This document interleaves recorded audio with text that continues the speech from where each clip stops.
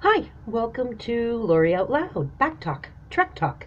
I was doing some Trek Talk the other day and I was dressed exactly like I am right now. And I looked at my hat in the mirror and I want to tell you the story about how I got my hat. And my hat is from The Last Resort in Sioux Narrows. And when I was walking across Canada, I said before, right, every place was a strange place and every face was a strange face. And like, man, if you saw somebody more than once, they were like a long lost buddy kind of thing. And I only had like four instances in my entire 287 days where I encountered the same people on more than one occasion, right?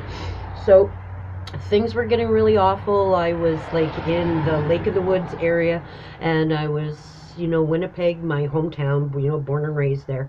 And so I was planning on taking a break while I was there. I was going to stay at my aunt's house, and I was going to do some recuperating for the last stretch home. And my mom was flying in so we could have a visit and things. And I was, still, I was finding it really hard, still harder and harder all the time.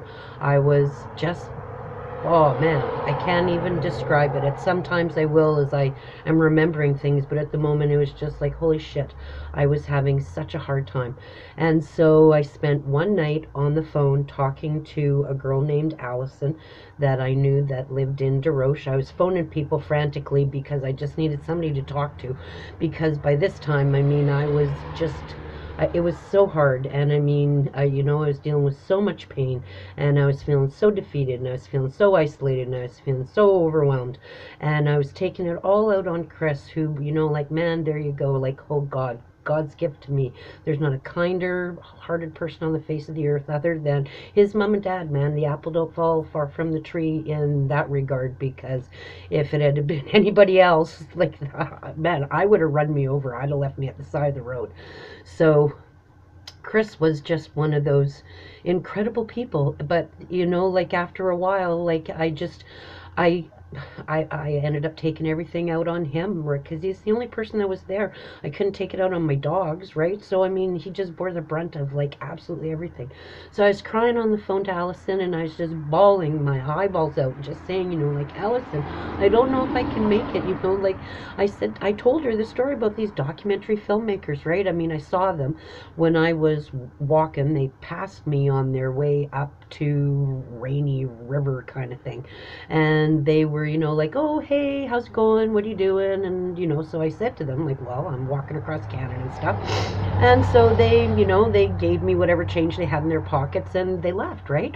And then several days later, I'm sitting at the side of the road taking my windbreaker pants off because I'm overheating, and these guys are going the opposite way, and they pull up alongside, and they're like, hey there, TransCanada Trekker. And I was just like, hey there, documentary filmmaker guys.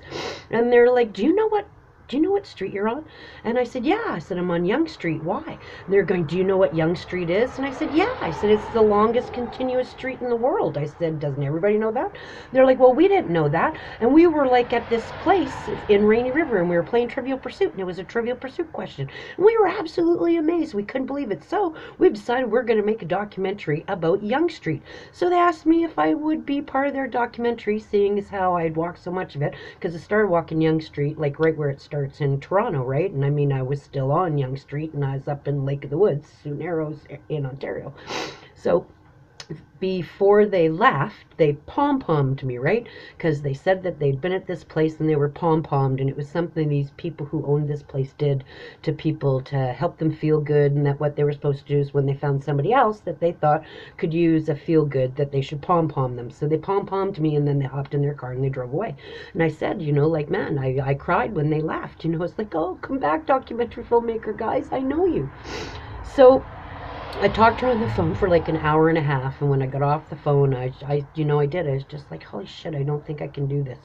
And so the next day, I'm out there, and I'm walking along, and I take a break, and I'm sitting there in the motorhome, and I'm just, feeling like a piece of shit. And then all of a sudden I hear a vehicle pull over onto the gravel and stop. And I was just like, oh God, Chris, I said, I really don't think that I can talk to anybody right now. If they're making a donation or whatever, would you be able to, like take care of things?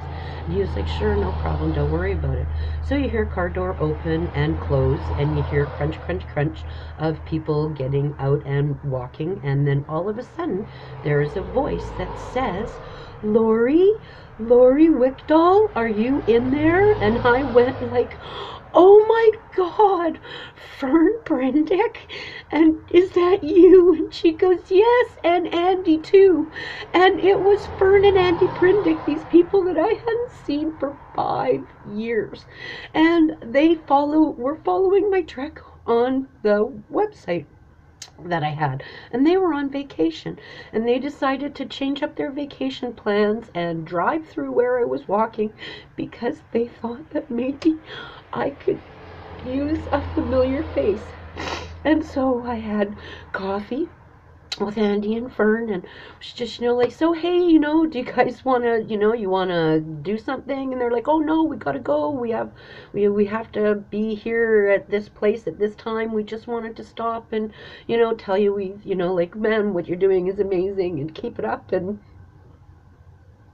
then they gave us $300. And so we went out for dinner on Andy and Fern. And so we pulled into this place called The Last Resort.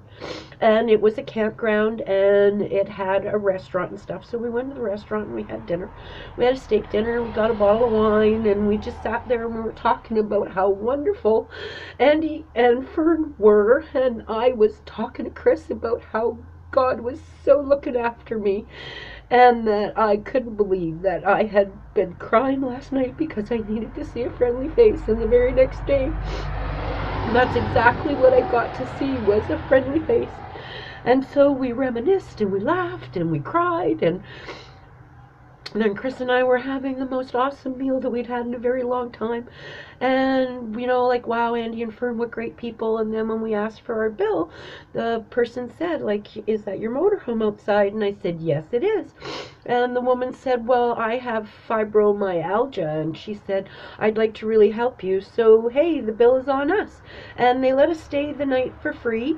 And when we got up the next morning to leave, the lady gave me this hat to remember, and she just asked me if when I got home I would send them a postcard to let them know that I made it okay. And so I have been wearing this hat ever since. I got it in 2003, and I'm wearing it as I walk around the world in 2016. And that is today's segment of Back Talk, Trek Talk. I'm Lori Wickdahl. I know a lot of stuff, and I like to talk to people. I hope you come back and find out more about what I know and hear more about what happened when I was on the road. Have a great day. Bye. Subscribe.